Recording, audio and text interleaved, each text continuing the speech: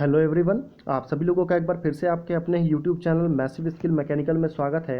आज के इस वीडियो में मैं आप सभी लोगों को एनएमडीसी के मॉडल पेपर का पार्ट 31 लेकर के आया हूं। इस वीडियो में हम आपसे टॉप 10 आईसी इंजन यानी कि इंटरनल कंबशन इंजन के ऑब्जेक्टिव क्वेश्चन और उसके आंसर को डिस्कस करेंगे, जो कि आपकी एनएमडीसी के साथ में आप किसी भी कम्पिटिटिव एग्जाम की प्रिपरेशन कर रहे हो तो आपके लिए काफ़ी ज़्यादा इंपॉर्टेंट हो जाता है। ठीक है, तो मैं आपको बता दूँ कि इस वीडियो का आपको अगर फ्री में PDF चाहिए तो आप हमारे टेलीग्राम ग्रुप से ले सकते हैं, और टेलीग्राम ग्रुप को ज्वाइन करने का जो लिंक है वो आपको इसी वीडियो के डिस्क्रिप्शन बॉक्स में मिल जाएगा। ठीक है, तो चलिए फिर बिना किसी देरी के शुरू करते हैं कि हमारा पहला क्वेश्चन है कि a 75cc engine has following parameter as 75cc: fuel tank capacity, lube oil capacity, swept volume या सिलेंडर वॉल्यूम।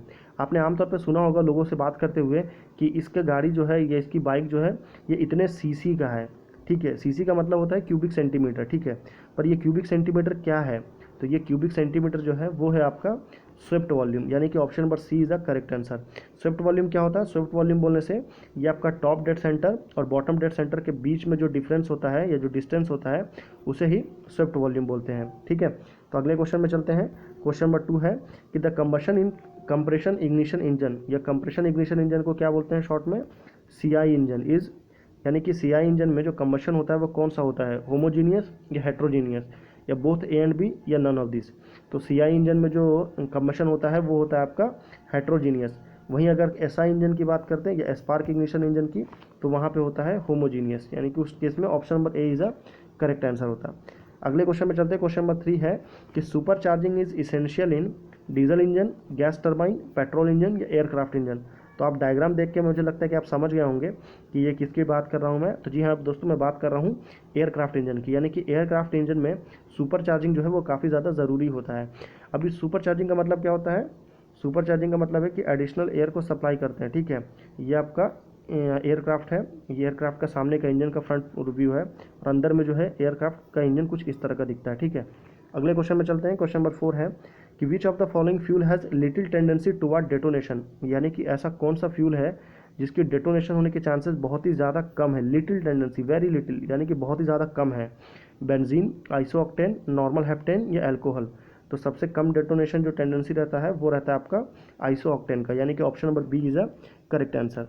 अगले क्वेश्चन में चलते हैं। क्वेश्चन नंबर 5 है कि most high speed compression ignition engine या most high speed compression engine या CI engine operates on, यानी कि सबसे ज़्यादातर जो सीआई इंजन है वो किस पे ऑपरेट करते हैं? डीजल साइकिल पे, ऑटो साइकिल पे या ड्यूल कंबशन साइकिल पे या special type of air cycle पे। आमतौर पर लोगों को लगता है कि एसआई इंजन जो है वो आपका ऑटो साइकिल पे और सीआई इंजन जो है वो आपका डीजल साइकिल पे काम करता है, पर ऐसा नहीं है। ज़्यादातर जो सीआई इंजन है वो आपका ड्यूल कम्बशन साइकिल पे काम करता है। ड्यूल कम्बशन साइकिल में क्या होता है? एडियाबेटिक, दो ही एडियाबेटिक होता है, एक कांस्टेंट प्रेशर होता है, एक कांस्टेंट वॉल्यूम होता है। अगले क्वेश्चन में चलते हैं। क्वेश्चन नंबर 6 है कि the higher combustion chamber wall temperature in compression ignition engine will increase knocking tendency, reduce knocking tendency, not effect on knocking tendency या नन ऑफ दिस। यानी कि अगर अभी आप जो यहाँ पे सिलेंडर देख रहे हैं, ये सिलेंडर के जो आसपास का जो टेम्परेचर है अगर हम उसको बढ़ा देंगे, ठीक है, तो उस केस में सीआई इंजन में नॉकिंग क्या होगा? तो सीआई इंजन के केस में नॉकिंग जो है वो कम हो जाएगा।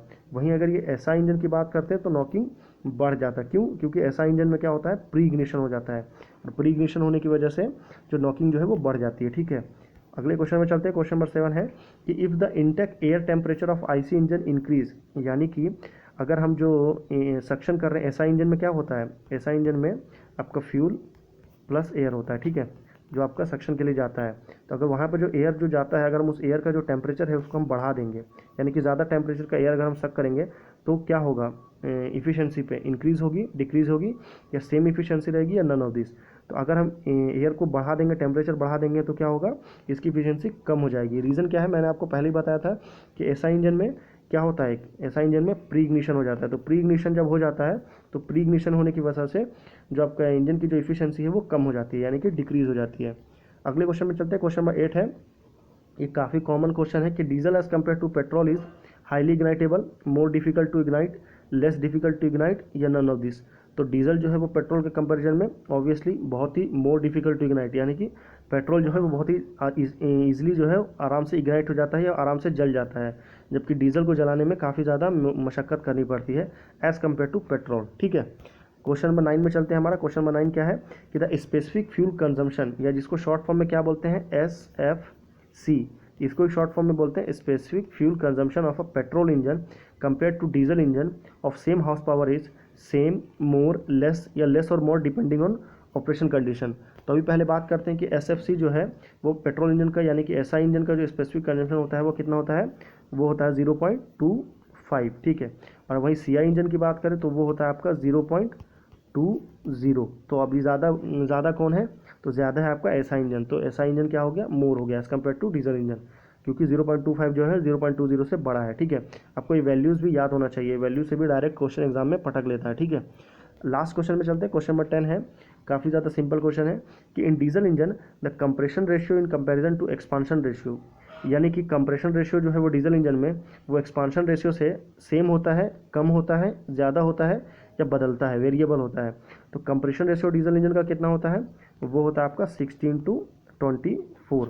वहीं अगर एक्सपांशन रेशियो की बात करें तो वो डीजल इंजन में कितना होता है, वो होता है आपका 12:16। तो ज़्यादा क्या है आपका, कंप्रेशन रेशियो। तो compression ratio in comparison to expansion ratio is more, यानी कि option number C is the correct answer. अभी लास्ट क्वेश्चन है Q फॉर यू, यानी कि क्वेश्चन फॉर यू। इस क्वेश्चन का राइट आंसर आपको नीचे कमेंट करके बताना है, ठीक है। कमेंट करके आप बताएंगे ना, चलिए ठीक है, मैं आपके कमेंट का वेट करूंगा। क्वेश्चन क्या है कि for the same compression ratio Otto cycle is more efficient than diesel, diesel cycle is more efficient than Otto, both Otto and diesel cycle are equally efficient, या compression ratio has nothing to do with the efficiency. तो आपको बताना है कि same compression ratio में Otto cycle ज़्यादा efficient है या डीजल साइकिल। तो ये आपके पास 4 ऑप्शन है और आपको नीचे कमेंट करके बताना है, ठीक है। तो अभी अगर आप NMDC का प्रिपरेशन कर रहे हैं तो आप हमारे चैनल को प्लीज़ सब्सक्राइब कर लीजिए। और अगर आप किसी भी एग्जाम के कॉम्पिटिटिव एग्जाम की प्रिपरेशन कर रहे हैं, मैकेनिकल से अगर आपकी ब्रांच है, तो आप हमारे चैनल के साथ ज़रूर जुड़ जाइए, क्योंकि हम डेली बहुत ही सारे MCQ क्वेश्चन लेके आते हैं और उसके डीपली डिस्कशन भी करते हैं, तो आपके कॉन्सेप्ट भी क्लियर होते हैं, ठीक है। ये मैंने आपको आंसर की लिस्ट भी नीचे लेकर के रखा हूँ कि अगर आपको फ्यूचर में हमारे PDF की सहायता से अगर आपको रिवीजन करना हो तो आप हमारे इस ऑप्शन को देख के आप राइट आंसर चूज़ कर सकते हैं, ठीक है। तो टेलीग्राम ग्रुप को ज्वाइन करने का जो लिंक है वो आपको इसी वीडियो के डिस्क्रिप्शन में है। फिर मिलते हैं आपसे अगले वीडियो में, तब तक के लिए धन्यवाद।